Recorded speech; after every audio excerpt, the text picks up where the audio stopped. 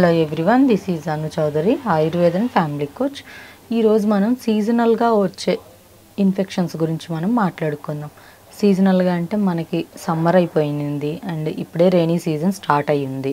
So అయితే మనకి కొత్తగా తొలకరి చినుకులు అంటారు కదా. సో ఈ తొలకరి వర్షం పడ్డప్పుడు ఏమవుతుంది అని అంటే కొంతమందికి జలుబులు, దగ్గులు, fevers, malaria, typhoid, dengue, so ఇటువంటి జనరల్ ఫీవర్ ఇవన్నీ వస్తూ ఉంటాయి. అండ్ వీటితో పాటు కొంతమందికి థ్రోట్ ఇన్ఫెక్షన్ రావడం అండ్ దాంతోపాటు హెయిర్ లాస్ అవ్వడం, ఎప్పుడు కూడా జలుబు ఎక్కువగా అనిపించడం అండ్ ఫ్రీక్వెంట్గా బాడీ హీట్ అవ్వడం ఇలా అనిపిస్తూ ఉంటుంది. అక్కడక్కడ స్కిన్ పైన వేడి పొక్కులు అంటారు కదండి, వాటర్ బబుల్స్ లాగా పింపుల్స్ అనేవి స్కిన్ పైన అక్కడక్కడ కనిపించడం ఇలా జరుగుతూ ఉంటుంది.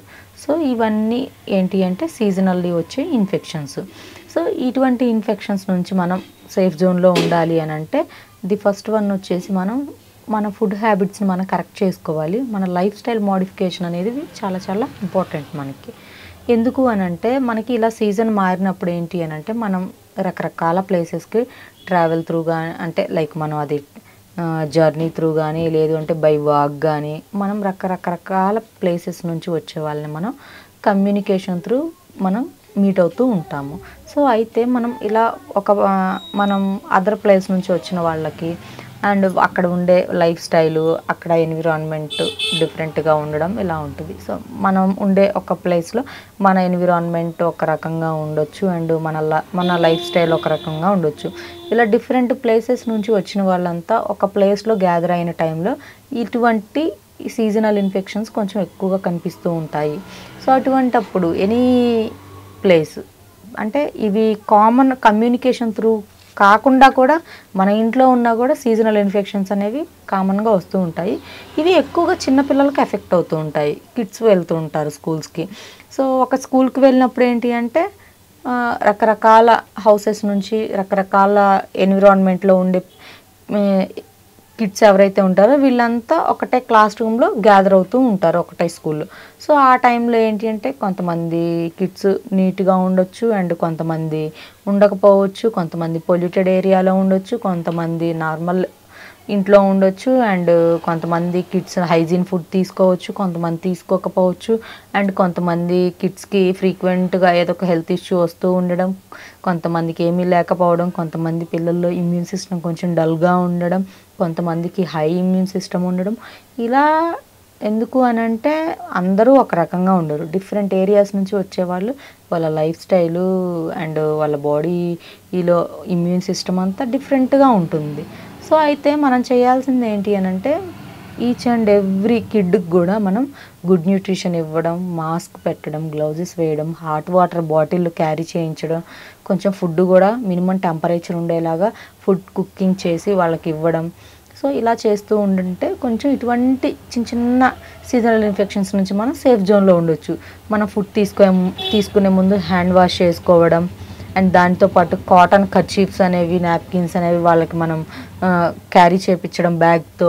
అండ్ దాంతోపాటు షేక్ హ్యాండ్స్ ఏది తీసుకున్నా కూడా కొంచెం హ్యాండ్స్ వాష్ చేసుకోవడం అండ్ శానిటైజర్ యూజ్ చేయించడం కిడ్స్కి కూడా.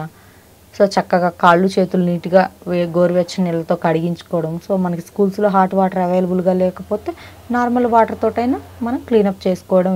ఇలా ఉంటే ఏమవుతుంది అంటే చిన్నపాటి ఇన్ఫెక్షన్స్ కొంచెం రాకుండా మనం జాగ్రత్తగా ఉండటానికి మనకి ఛాన్సెస్ అనేవి ఉన్నాయి. సో ఈ సీజనల్ ఇన్ఫెక్షన్స్ రాకుండా ఉండాలి అంటే so each and every mother ఈ టిప్ ఫాలో అవ్వండి. Like that. ఆ టిప్ ఏంటి అని అంటే మనకి ఇంట్లో మనకి బయట హెర్బల్ షాప్స్లో కూడా దొరుకుతుంది. సో ఆర్గానిక్ తులసి లీవ్స్ ఉంటాయి కదండి, అంటే తులసి ఆకులు. సో చక్కగా ఒక 1/2 లీటర్ వాటర్లో తులసి ఆకుల్ని ఒక 20 లేదా 30 ఎండిన తులసి ఆకుల్ని, లేదు అంటే మీకు గ్రీన్గా ఉన్నవి పచ్చి తులసి ఆకులు దొరికితే అవే మీరు వేసుకోండి వాటర్లో. మీకు అవైలబుల్గా లేదు అనుకునే వాళ్ళు ఆయుర్వేదిక్ షాప్స్లో తులసి పౌడర్ మీకు అవైలబుల్గా ఉంటుంది. చక్కగా ఆ తులసి పౌడర్ ఏదైతే ఉంటుందో ఒక 1/2 లీటర్ వాటర్లో 1 స్పూన్ తులసి పౌడరు, ఒక చిటికెడు టర్మరిక్ పౌడరు, ఒక చిటికెడు లైక్ మనం సైంధవ లవణం అంటాం కదా, సో అంటే పింక్ సాల్ట్, అదొక చిటికెడు వేసేసి బాగా బాయిల్ చేసేసుకొని, బాయిల్ అయిన తరువాత దాన్ని వడకట్టేసేసుకొని దాంట్లో ఒక చిన్న స్లైస్ అంటే మనం ఒక చిన్న నిమ్మ చెక్కని పిండేసేసుకొని ఒక 4 to 5 డ్రాప్స్ హనీని మిక్స్ చేసుకొని మన కిడ్స్కి ఎవరికైనా కూడా మనం డైలీ కొంచెం ఈ సీజన్కి తగ్గట్లుగా వీళ్ళ బాడీ సెట్ అయ్యే వరకు, కొంచెం సీజనల్ ఇన్ఫెక్షన్స్ కంట్రోల్ అయ్యే వరకు రెగ్యులర్గా ఇవి ఇచ్చామనుకోండి, వాళ్ళకి ఈ సీజనల్ ఇన్ఫెక్షన్స్ ఏమీ రాకుండా హెల్తీగా అండ్ ఎనర్జీగా ఉంటారు. అండ్ దానితో పాటు వీళ్ళ ఇమ్యూన్ సిస్టమ్ కూడా వీళ్ళకి డెవలప్ అవుతుంది. అండ్ ఆకలి వేయడం, బాగా హెపటైట్ ప్రాబ్లం కంట్రోల్ అవ్వడం, అండ్ కోల్డ్ కాఫ్ ఇటువంటివి ఉన్నా కూడా తగ్గుతుంది. ఇది నాట్ ఓన్లీ కిడ్స్ అండి, each and every person human being అనేది వీళ్ళు ఈ కషాయాన్ని ప్రిపేర్ చేసుకొని తాగొచ్చు. పెద్ద వయసు ఉన్న వాళ్ళు, మిడిల్ ఏజ్ వాళ్ళు, ఎవరైనా కూడా. అండ్ ఇది కోవిడ్కి వన్ ఆఫ్ ద ఇమ్యూన్ బూస్టర్గా కూడా మీకు పనిచేస్తుంది.